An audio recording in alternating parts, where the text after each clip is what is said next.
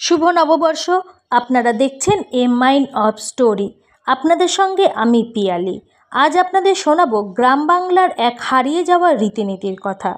ভিডিওটি ভালো লাগলে অবশ্যই লাইক, ফলো, শেয়ার এবং সাবস্ক্রাইব করবেন। ভাই ছাতু, এক হারিয়ে যাওয়া রীতিনীতি।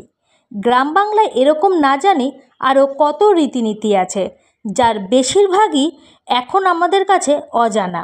সংক্রান্তি নিয়ে এপার বাংলা ওপার বাংলা দুই বাংলাতেই এরকম অনেক রীতিনীতি আছে। বাংলা পঞ্জিকাতে এই দিনটি মহাবিষুব নামে চিহ্নিত। বাকি নামগুলোর সঙ্গে একটা করে উৎসবের ছোঁয়া রয়ে গিয়েছে। কোথাও পাঁচকুমার, কোথাও ফল গছানো, কোথাও আবার এও সংক্রান্তি, কোথাও বা মধু সংক্রান্তি। নানা ব্রত পার্বণের মধ্য দিয়ে বছরের শেষ দিন থেকেই নতুন বছরের উৎসবের সুরটা বেঁধে দেওয়া হয়। সকালে ব্রত পালনের পর দুপুরে জমজমাট খাওয়া দাওয়া। চৈত্র সংক্রান্তির কাক ভরে স্নান সেরে নতুন পোশাক পরে বাড়ির সবাই হাতজোড় করে গৃহদেবতার সামনে দাঁড়িয়ে পুজো করেন। তারপর পুজো শেষে ভাইদের হাতে বোনেরা তুলে দিতেন জবের ছাতু। সেদিন জবের ছাতু খেতেই হতো।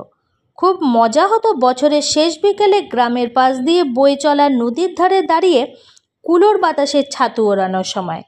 মেয়েরা সুর করে ছড়া কাটতেন আর বলতেন, শত্রুর মুখে দিয়া ছাই, ছাতু উড়াইয়া ঘরে যাই। এরপর শুরু হতো নদীর জলে একে অপরকে ভিজিয়ে দেওয়ার খেলা। পূর্ববঙ্গে চৈত্র সংক্রান্তিকে অনেক জায়গায় ছাতু সংক্রান্তি বলা হয়। এরকম আরও অনেক তথ্য নিয়ে আসবো এরপর আপনাদের সামনে।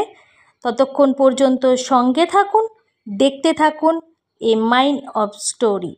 আর হ্যাঁ, ভিডিওটি কেমন লাগলো তা অবশ্যই নিচের কমেন্ট বক্সে জানাবেন।